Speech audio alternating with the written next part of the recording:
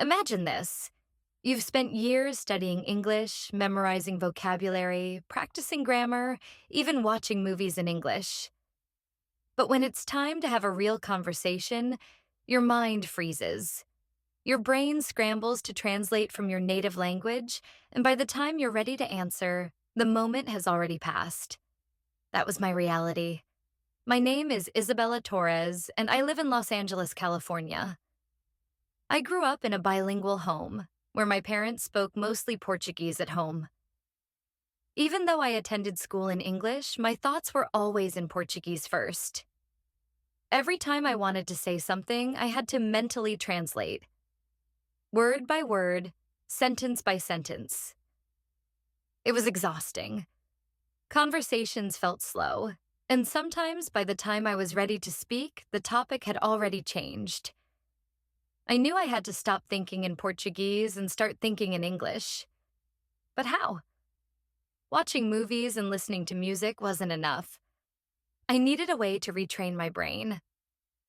What finally made my brain switch?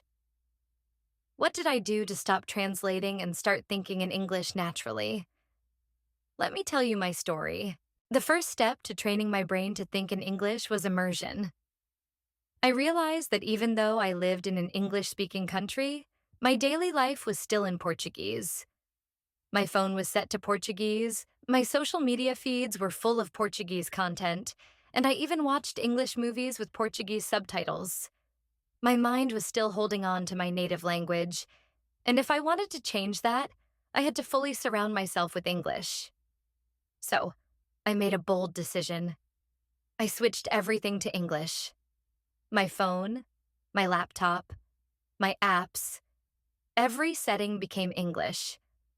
I forced myself to watch English shows without subtitles and started listening to podcasts and audiobooks in English during my morning routine. At first, it was frustrating. My brain kept trying to translate everything, and I often felt lost. But I didn't give up. Then, after a few weeks, something incredible happened. I caught myself understanding English directly, without translating in my head. It was like my brain had started adapting to the new environment. But immersion alone wasn't enough. I needed to take it a step further. I needed to start thinking in English in my daily life. And that's when everything changed. Even though I was surrounding myself with English, there was still one big problem. My thoughts were still in Portuguese. No matter how much I listened to English, my brain would still default to my native language whenever I had a thought. So, I knew I had to take things to the next level. That's when I started a new habit, talking to myself in English. Every time I was alone, I would describe what I was doing. If I was making coffee, I would say in my head, "I'm pouring water into the cup." The coffee smells strong. It's a cold morning. If I was walking to class, I would think, "The sun is shining." There's a lot of traffic today. I have a lecture at 10 a.m. At first, it felt weird. My brain resisted, constantly trying to switch back to Portuguese. But I forced myself to push through. Slowly, my brain started forming sentences in English on its own. Then I took it a step further. Every night, before going to sleep, I forced myself to think about my entire day in English. Instead of thinking, "Hoje foi dia cansativo," I trained myself to think, "Today was a tiring day." It was difficult at first, but after a few weeks, something changed. English became the first language my brain reached for. The day I realized I was naturally thinking in English without effort was a breakthrough. But there was still one challenge I needed to overcome: expressing emotions and deep thoughts in English.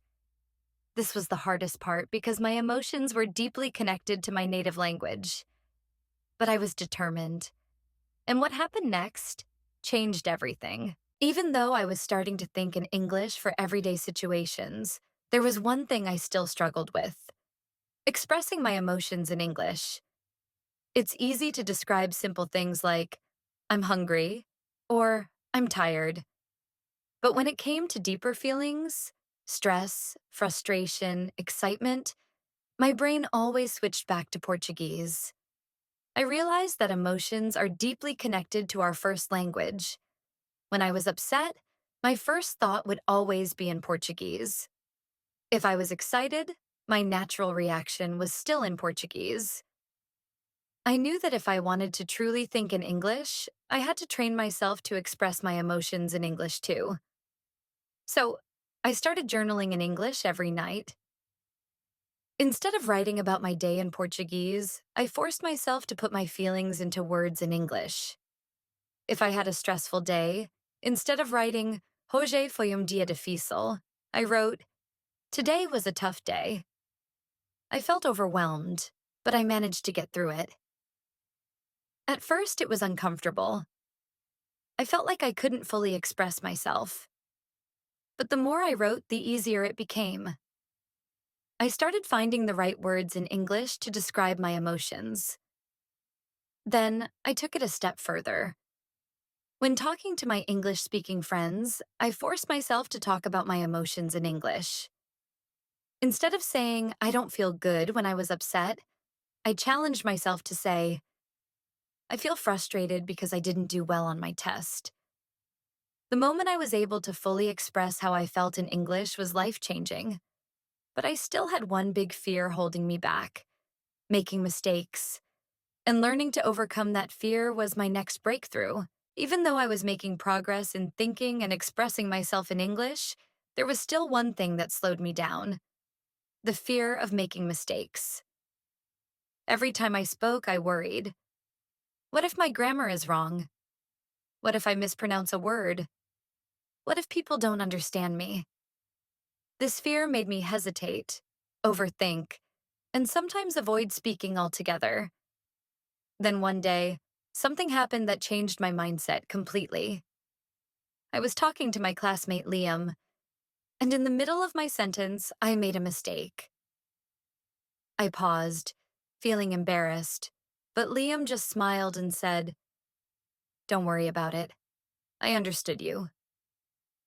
That moment hit me. People don't care about perfect grammar. They care about communication. That day, I made a decision. I would stop being afraid of mistakes. Instead of worrying about being perfect, I focused on just speaking. If I made a mistake, I corrected myself and moved on. I started speaking with more confidence, and something amazing happened. The more I spoke, the more natural it felt. I also realized something important. Even native speakers make mistakes. They say things like, me and my friend went to the store, which isn't grammatically correct, but they still communicate just fine. So, I embraced my mistakes as part of the learning process. Every mistake meant I was practicing, improving, and becoming more fluent. The moment I let go of the fear of making mistakes, my English improved faster than ever before. But there was still one last thing I needed to do: practice real conversations every day. And when I did, my transformation became unstoppable. Even though I had trained my brain to think in English, there was one final step that truly made the difference: real conversations. Thinking in English was great, but if I wanted to speak fluently and naturally, I had to practice speaking with real people every day. At first, I was nervous. I worried about making mistakes, saying something awkward, or not understanding what the other person said. But then, I realized something. The only way to get better at speaking English was to actually speak English. So I pushed myself out of my comfort zone. I started having daily conversations in English. I made a rule. Whenever I had the choice between speaking English or my native language, I would always choose English. I joined an English-speaking club at my university where we talked about everything: books, movies, travel, even personal experiences. I also surrounded myself with English-speaking friends and made sure to talk to them as much as possible. At first, I felt slow and hesitant. But after a few weeks, something incredible happened. My responses became faster. I no longer had to pause and think before speaking. My brain had finally stopped translating, and English became my natural way of communicating. The real turning point came when I was having coffee with a friend, and I realized I had been speaking in English the entire time without even thinking about it. That was the moment I knew. I had fully trained my brain to think and speak in English effortlessly. If you want to truly master English, don't just think in English.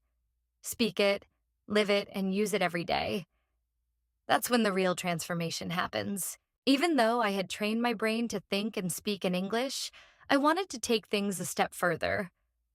I wanted to speak without hesitation, without translating, and without struggling to find words. That's when I discovered the power of fast thinking. At first, I noticed that when someone asked me a question, I still paused for a few seconds before answering. My brain was processing the sentence, thinking about the grammar, and making sure I chose the right words. But in real-life conversations, people don't wait for perfect answers. They expect fast, natural responses. I needed to train my brain to think and react in English instantly, so I started using a speed response method. Every morning, I would ask myself a question in English and force myself to answer immediately. For example, I would ask, "What do I have to do today?" And answer right away. "I need to go to class, finish my assignment, and call my friend." No hesitation, no overthinking, just fast thinking. I also practice shadowing native speakers, listening to English podcasts or YouTube videos and repeating everything out loud at the same speed. At first, I struggled to keep up, but after a few weeks, my brain started processing English faster and faster. Then, one day, something amazing happened. I was in a group conversation with native speakers, and I was responding naturally, without pauses, without hesitation. That's when I knew I had finally reached true fluency. If you want to speak English effortlessly, train yourself to think fast, react quickly, and stop second-guessing yourself.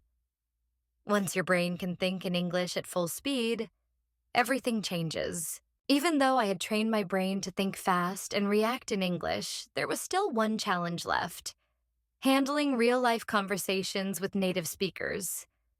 Speaking to myself was easy. Practicing with friends was comfortable. But when I had to talk to native English speakers who spoke quickly, used slang, or had different accents, I froze. At first, I felt lost. People spoke too fast, and by the time I figured out what they were saying, they had already moved on to the next topic. I hesitated, afraid of saying the wrong thing or not understanding the jokes and expressions they used. I needed a solution. That's when I changed my approach. Instead of trying to understand every single word, I focused on getting the main idea. I started listening to fast English podcasts, watching interviews, and even shadowing conversations in real time. I trained my brain to predict meaning based on context instead of translating word for word. But the biggest breakthrough came when I started thinking ahead during conversations. Instead of just listening passively, I prepared my responses while the other person was speaking. This stopped me from freezing when it was my turn to talk. Then, one day, something incredible happened. I was in a fast-paced conversation with native speakers, and I realized I was keeping up effortlessly. I wasn't hesitating. I wasn't translating. I was just flowing with the conversation, naturally and confidently. If you want to handle real English conversations, train yourself to listen faster, think ahead, and predict meaning. Once you master this, speaking English will feel just as natural as breathing. Ending for the video. And that's how I trained my mind to think, react, and speak in English naturally. It wasn't easy, but by pushing myself every day, I finally reached the point where English became my automatic way of thinking. If you're on this journey, don't give up. Surround yourself with English, challenge yourself to think and speak without translating, and most importantly, keep practicing, even when it feels hard.